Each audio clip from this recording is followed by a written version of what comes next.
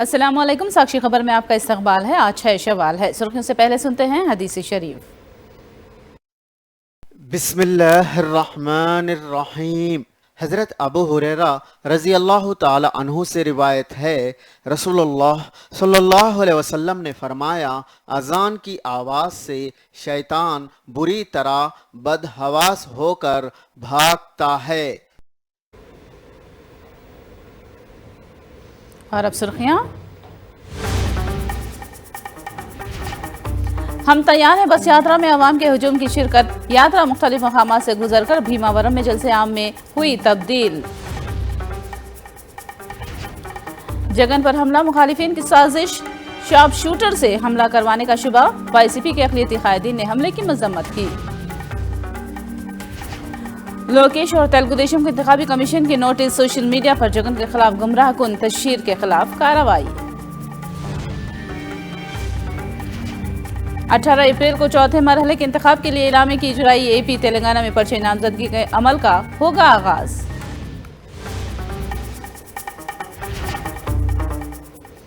और अब तफसील। हम तैयार हैं बस यात्रा दोहरे जोश के साथ जारी है। आज यात्रा का 16वां दिन है। मगरबी गोदावरी के नारायणपुर में शुरू हुई यात्रा नेडामर्रू, गनापावरम, ओंडी व दीगर मकामात से होते हुए भीमावरम पहुंची और यहां एक बड़े जलसे आम में तब्दील हो गई। जगह जगह वज़ीर आला जगन का अवाम ने पुरजोश इस्तकबाल किया और कसीर तादाद में जगन की एक झलक देखने के लिए अवाम बस यात्रा में शरीक हुए। हमारा भरोसा आप ही जगन के नाम से तहरीर करदा प्ले कार्ड्स अवाम अपने हाथों में थामे हुए थे और जगन के हक में नारे बुलंद कर रहे थे और जगन के दोबारा वज़ीर आला बनने के लिए अपने ही अंदाज में जगन की तायद का ऐलान कर रहे थे। जगन ने यात्रा के दौरान अवामी मसाइल की समाअत भी की और अवाम से मशवरे और तजावीज़ भी कबूल की।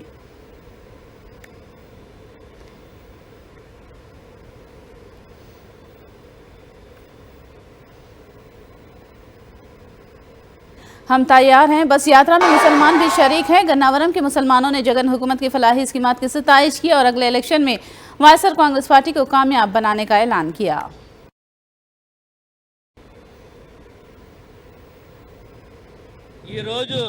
ఎస్సీ ఎస్టీ బీసీ మైనార్టీల అందరూ బాగుండాలని కోరుకునే నాయకుడు జగన్మోహన్ రెడ్డి గారు మా మైనార్టీలకి ఆంధ్రప్రదేశ్లో 7 సీట్లు ఇచ్చి మా మైనార్టీ కార్పొరేషన్ చైర్మన్లు ఇచ్చి ముఖ్య మైనార్టీ మంత్రులు ఇచ్చిన మహానుభావుడు జగన్మోహన్ రెడ్డి గారు. మా ప్రాణం ఉన్నంత కాలం జగన్మోహన్ రెడ్డి గారిని వదులుకోము. ఎవరు ఎన్ని కుట్రలు చేసినా మేము ఆయనకి తోడుగా ఉంటాము, ఆయన వెనువెంటే ఉంటాము. గుడివాడలో మైనార్టీలకి కొడాల నాని గారు కూడా అన్ని విధాలుగా అండదండగా ఉంటారు. మా నాన్నగారి సహకారంతో రేపు మైనార్టీలంతా వన్ సైడ్గా మొన్న మెజార్టీ అన్ని వార్డులు వచ్చినాయి. రేపు 30,000 మెజార్టీతో మా కొడాల నాని గారు అలాగే రెండోసారి వైఎస్ జగన్మోహన్ రెడ్డి గారు ముఖ్యమంత్రి అవుతారని మా మైనార్టీలు ఎప్పుడు ఆయనతో ఉంటామండి. करनूल असेंबली हल्के से वाईसीपी के उम्मीदवार इम्तियाज़ अहमद ने वज़ीर आला जगन पर होने वाले हमले की मजम्मत की। उन्होंने कहा कि जगन की अवामी मकबूलियत और बस यात्रा की कामयाबी से बौखलाकर अपोजिशन ने वज़ीर आला जगन के खिलाफ साजिश की। उन्होंने कहा कि अवाम अपोजिशन को इलेक्शन के दिन सबक सिखाएंगे। వైఎస్ జగన్మోహన్ రెడ్డి గారి మీద దాడి జరగడము చాలా మనకు బాధాకరము. ఇది ఒక హేయమైన చర్య. దీన్ని అందరూ ఖండిస్తున్నారు. ఈరోజు మన ఆంధ్ర రాష్ట్రం భారతదేశంలో ప్రత్యేకంగా ఆంధ్ర రాష్ట్రం ప్రజాస్వామ్యానికి సంస్కారానికి మారుపేరు. అలాంటి సంస్కారానికి మారుపేరైన ప్రజాస్వామ్యానికి మారుపేరైన ఆంధ్రప్రదేశ్ రాష్ట్రంలో ఈ విధమైన సంఘటన జరగడం అనేది చాలా బాధాకరం. ఈ చర్యని మేమందరం తీవ్రంగా ఖండిస్తున్నాము.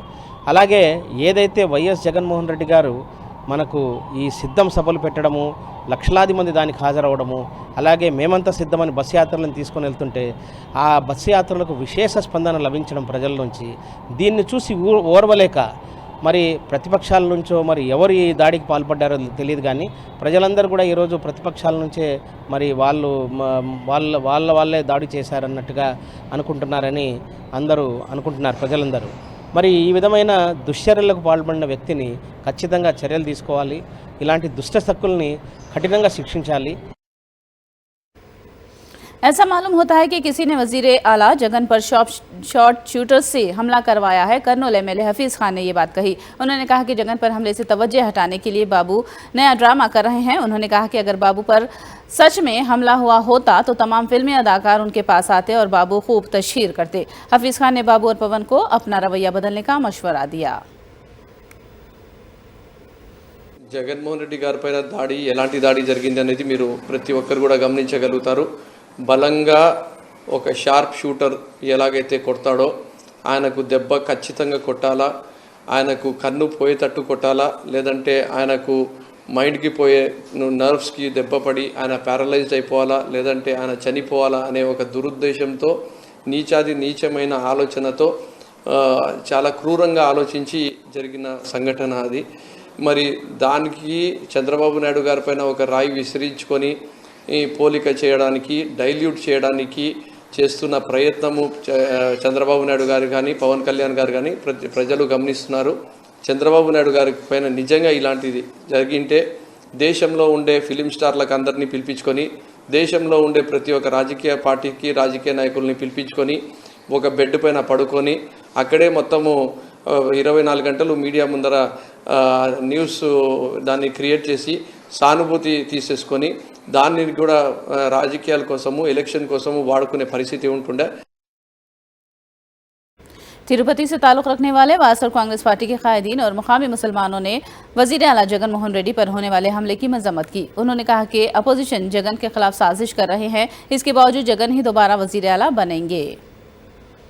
पूरे आंध्र प्रदेश मुसलमानों से क्या है, हमारी एक अपील है, ये जो हमारे सीएम साहब पे जो हुआ है इंसिडेंट, इसके पीछे क्या है, प्रतिपक्षम का कुटरा है ये। इन्हों क्या है, सियासत में आगे बढ़ना नहीं बोल को उनको मानने के लिए कोशिश कर रहे हैं। ये सुबह क्या भी उनके नाटक में नहीं होंगे। फिर से क्या है, जगन साहब की हुकूमत वाईएसआरसीपी हुकूमत आएगी।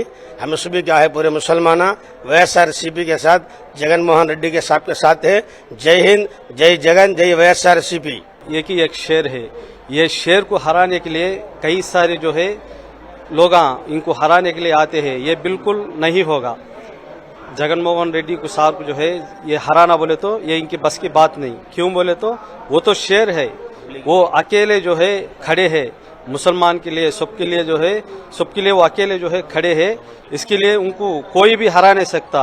175 जो है 100 यानी 175 सब जो है जगन मोहन रेड्डी 100 को 100% जो है जीतेंगे, हम जिताएंगे। क्यों, मुसलमान के लिए बहुत सारे किए हैं, वो जो है हम दिल में रख के, जैसा वाईएसआर जैसा उनके बाप जो है राजशेखर रेड्डी है, मुसलमान के लिए बहुत सारा किया, ऐसा ही जो है जगन मोहन रेड्डी साहब जो है मुसलमान के लिए खड़े हैं। क्या कहते हो, जगन साहब डेवलप होता है बोल के प्रतिपक्ष लीडर फैसलों से भी मिलके करके ये जगन साहब को दाढ़ी करे, या भी जगन साहब, फिर भी जगन साहब की जीत पक्का होएगी।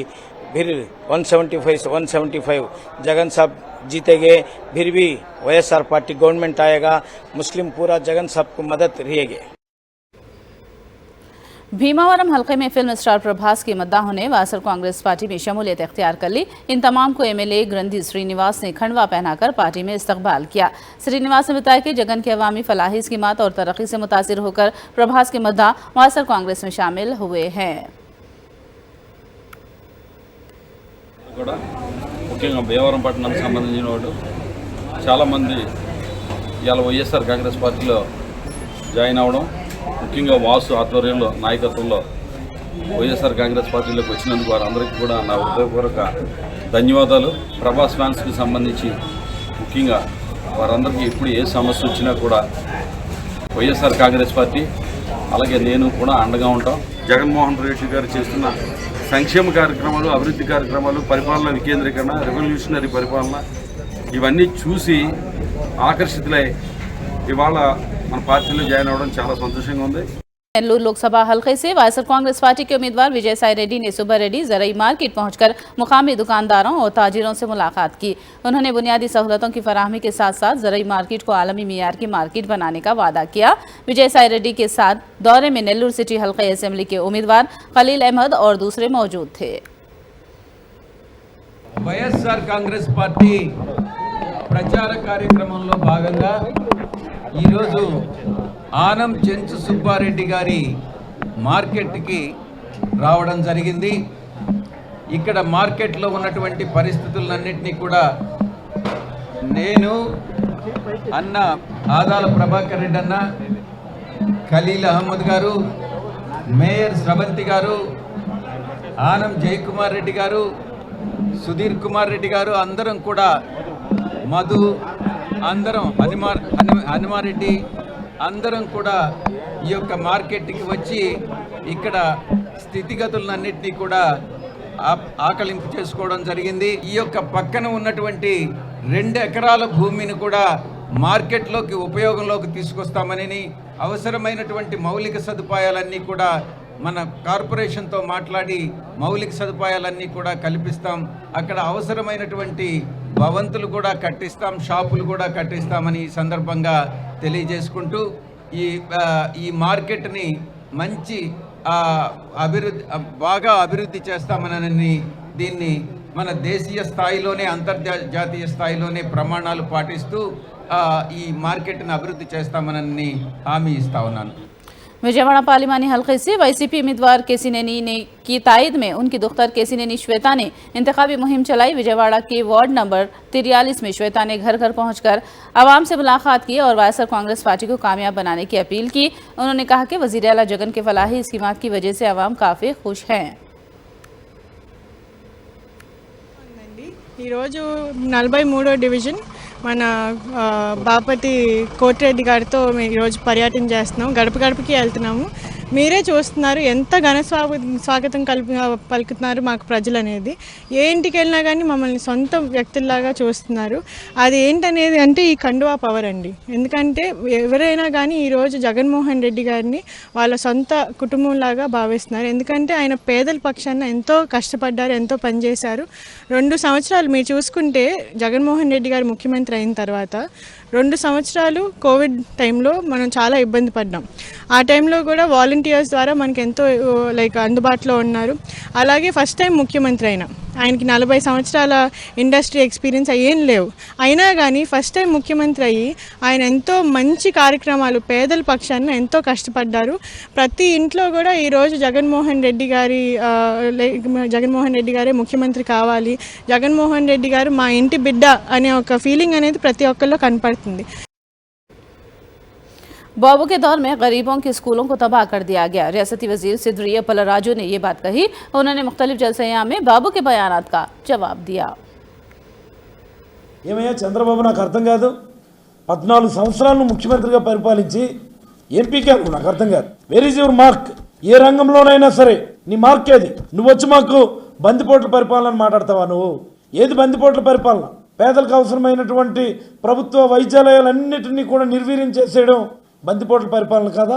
ఈరోజు పేదవాడికి అవసరమైనటువంటి ప్రతి వైద్యాలయాలు, ప్రతి హాస్పిటల్, గ్రామ స్థాయిలో విలేజ్ హెల్త్ క్లినిక్, మండల స్థాయిలో ఒక ప్రైమరీ హెల్త్ సెంటర్, కాన్స్టిట్యున్సీ లెవెల్లో community health centres, area hospitals, medical colleges, ఇన్నింటినీ నాడు నేడు కింద బాగు చేయడం, కొత్తగా ఆర్గనైజేషన్ ఇవ్వడం అన్నటువంటిది బందిపోట్ల పరిపాలన. నిర్వీర్యం చేసిస్తే అది మంచిదా నీకు చంద్రబాబు? పేదలకు అవసరమైనటువంటి పాఠశాలలు నీ హయాంలో ఒక్కటంటే ఒక్క పాఠశాలను బాగు చేయగలిగావా? అదేమో సుపరిపాలన.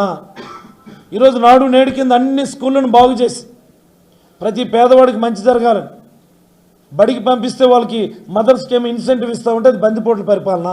సిగ్గులజ్జ ఉందా చంద్రబాబు నీకు అసలు?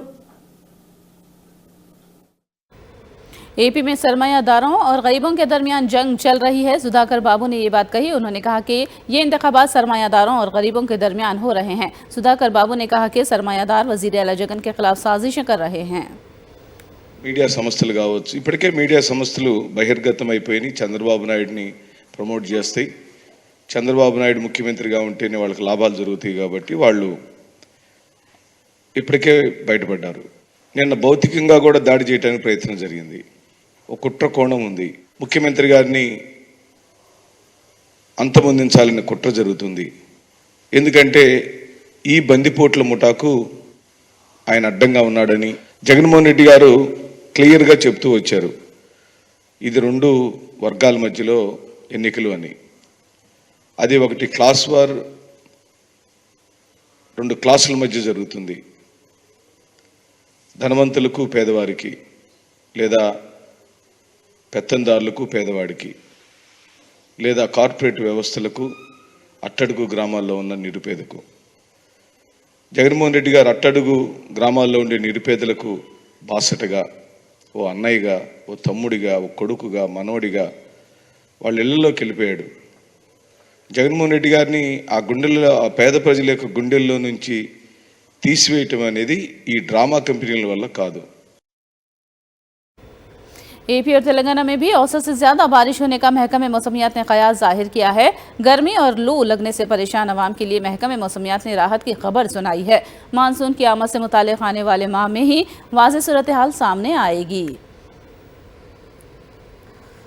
इस साल हिंदुस्तान में औसत से ज्यादा बारिश होने का हिंदुस्तानी महकमे मौसमियात ने कयास जाहिर किया है। महकमे का कहना है कि बारिश 106% हो सकती है। आने वाले सीजन में महकमे ने LPS 87 सेंटीमीटर होने का कयास दर्ज किया है। जुलाई के आखिर में ज्यादा बारिश होने का कयास लगाया गया है। मरकजी एयर साइंसेस के वजारती सेक्रेटरी M रविचंद्र ने तफसीलात से वाकिफ कराया। 1971 से 2020 तक जो हमारे पास रेनफॉल डाटा है, इसको आधार करते हुए हम रिसेंट ईयर्स में नया लॉन्ग पीरियड एवरेज और नॉर्मल इंट्रोड्यूस किए हैं 2-3 साल पहले।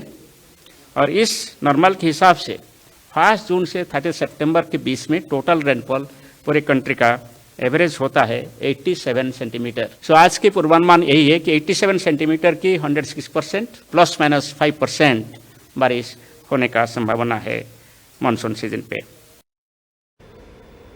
तेलुगुदेशम पार्टी को इंतखाबी कमीशन ने नोटिस जारी की है। नारा लोकेश और तेलुगुदेशम पार्टी पर गलत तशहीर करने की पादाश में नोटिसें जारी की गई हैं। सोशल मीडिया पर वजीर आला जगन के खिलाफ गुमराहकुन तशहीर करने की पादाश में कार्रवाई करने की MLA मल्लादी विष्णु ने इंतखाबी कमीशन से शिकायत की है। मल्लादी विष्णु की शिकायत का जायजा लेने के बाद इंतखाबी कमीशन ने गुमराहकुन तशहीर की निशानदही की और नारा लोकेश को इस ज़िम्मन में नोटिस जारी की है। परसों से चौथे मरहले का इंतखाबी अमल शुरू होगा। असेंबली इंतखाबात के लिए जुमेरात से पर्चे नामजदगी दाखिल करने का अमल शुरू होगा। 25 अप्रैल तक पर्चे कबूल किए जाएंगे। 26 को पर्चों की जांच होगी। 29 अप्रैल तक पर्चों को वापस लेने का वक्त दिया गया है। 13 मई को AP में पोलिंग होगी। AP और तेलंगाना समेत 10 रियासतों में 96 लोकसभा हलकों के लिए 13 मई को वोट डाले जाएंगे। इंतखाबात के पेश नज़र तनख्ही के दौरान पकड़ी गई अब तक की रकम का इंतखाबी कमीशन ने ऐलान किया है। 2024 के आम इंतखाबात के दौरान मुख्तलिफ रियासतों में की गई तनख्ही के दौरान 4,650 करोड़ रुपये मालियत के सामान और नकद जब्त किए गए हैं। इंतखाबी कमीशन ने वाज़ेह किया कि पिछले माह 1 मार्च से अब तक की गई तनख्ही में रोज़ाना 100 करोड़ रुपये मालियत के औसत सामान जब्त किया गया है। 778 करोड़ की जब्ती के साथ मुल्क भर में राजस्थान को पहला मुकाम हासिल है, जबकि AP और तेलंगाना 12वें और 13वें मुकाम पर हैं। याद रहे कि मुल्क में पहले मरहले के लिए 19 अप्रैल को वोट डाले जाएंगे। इंतखाबात के बाद वजीर आला रेवंत रेड्डी की सीट की ही गारंटी नहीं है। निजामाबाद MP D अरविंद ने ये बात कही है। उन्होंने दावा किया कि BJP को 12 नशिस्तों पर कामयाबी मिलने का तबसरा खुद कांग्रेस कायदीन कर रहे हैं। ఆయన ఆగస్టులో అమలు చేయడు, ఆగస్టు దాకా ఆయన ఉండడు అంటారు ఈ మీడియా ఛానళ్ళన్నీ. ఆగస్టులో అమలు చేస్తా, 100 రోజులు అమలు చేస్తా. ఏ ఆగస్టు? డిసెంబర్ 25కి చెరుకు ఫ్యాక్టరీలు తెరుస్తా, 6 గ్యారెంటీలు ఆగస్టులో అమలు చేస్తా. చూడు, డిసెంబర్లో బీజేపీకి 4 వస్తాయి అన్నారు తెలంగాణలో, జనవరిలో 6 అన్నారు, ఫిబ్రవరిలో 8 అన్నారు, మార్చిలో 10 అన్నారు, ఇప్పుడు 12 దాటితే అంటున్నారు. ఒకవేళ 12 దాటినాయా, రేవంత్ రెడ్డినే శ్రీరాముడి రక్షించాలి. ఇక ఆయన స్థాయి, ఆయన కుర్చీని. ఆ కాంగ్రెస్ పార్టీ చరిత్ర చూసుకుంటే ఏ రకంగా ఉన్నదో మీ అందరికీ తెలుసు. कांग्रेस अखिलेती सेल के सदर इमरान प्रतापगढ़ी ने BJP लीडरों को तनकीद का निशाना बनाया, जो इंतखाबी मुहिम के दौरान दस्तूर हिंद को बदलने की बात कर रहे हैं। इमरान प्रतापगढ़ी हरिद्वार में कांग्रेस उम्मीदवार वीरेंद्र रावत के इंतखाबी जलसे से खिताब कर रहे थे। इमरान ने आवाम से कांग्रेस को वोट देने की अपील की। बोलते हैं, कभी ज्योति मिर्धा बोलती हैं, कभी लल्लू सिंह बोलते हैं। एक ही बात कह करके देश में वोट मांग रही है भाजपा कि हमें भारत का संविधान बदलना है। वो संविधान जिसे अपने खून पसीने से डॉक्टर बाबा साहब अम्बेडकर ने लिखा, वो संविधान जिसे पंडित जवाहरलाल नेहरू के सपनों के लिए लिखा गया, वो संविधान जिसे मौलाना आजाद के ख्वाबों की ताबीर के तौर पर लिखा गया, वो संविधान जिसमें महात्मा गांधी की गंगा जमुनी तहजीब की झलक दिखती है, वो संविधान बदलना चाहती है भारतीय जनता पार्टी और कह क्या रही है कि हमें बहुमत दीजिए ताकि हम संविधान बदल सके। मैं यहां पर कांग्रेस पार्टी के प्रत्याशी के लिए आपके सामने अपील करने आया हूं और आपसे ये कहने आया हूं, मेरी नई नस्लों, इस भीड़ में 90% नौजवान साथी मौजूद हैं। बिहार के गया में वजीर-ए-आज़म नरेंद्र मोदी ने इंतखाबी जलसे से खिताब करते हुए आरजेडी लीडर लालू प्रसाद यादव को शदीद तनकीद का निशाना बनाया। मोदी ने चारा घोटाले का हवाला देते हुए लालू प्रसाद यादव और आरजेडी को एक करप्ट लीडर और करप्ट पार्टी करार दिया। जंगल राज का सबसे बड़ा चेहरा आरजेडी है। भ्रष्टाचार में बिहार में भ्रष्टाचार का दूसरा नाम आरजेडी। बिहार की बर्बादी की सबसे बड़ी गुनहगार चारा घोटाले के नाम पर वोट मांगने वाले, क्योंकि उस पर तो अदालत से चारा चोरी की है, गरीबों को लूटा है, अदालत ने मोहर लगा दी है। भाई साथियों, आरजेडी ने बिहार को केवल 2 ही चीजें दी है, एक जंगल राज, दूसरा भ्रष्टाचार। फिल्म अदाकार सलमान खान के घर पर फायरिंग में मुलविस 2 मुलजिमीन को पुलिस ने गुजरात से गिरफ्तार कर लिया है। मुलजिमीन गुजरात की एक मंदिर में पनाह लिए हुए थे। बिहार से ताल्लुक रखने वाले 2 मुलजिमीन विके साहब गुप्ता और सागर श्री जोगेंद्र पाल को कल शाम गुजरात के भुज के एक मंदिर से पुलिस ने गिरफ्तार किया है। ये 2 मुलजिमीन इतवार की शाम बाइक पर आकर बांद्रा में वाक़ सलमान खान के घर के बाहर फायरिंग करके फरार हो गए थे।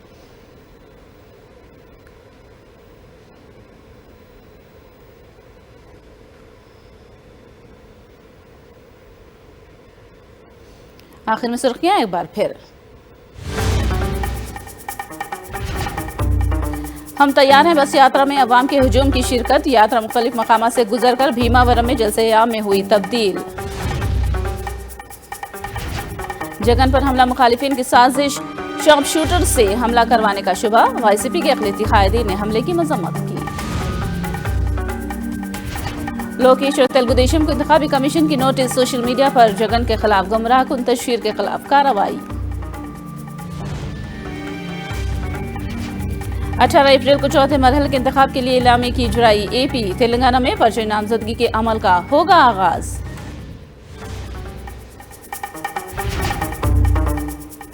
साक्षी खबर में फिलहाल इतना ही। साक्षी टीवी पर खबरों का सिलसिला जारी रहेगा।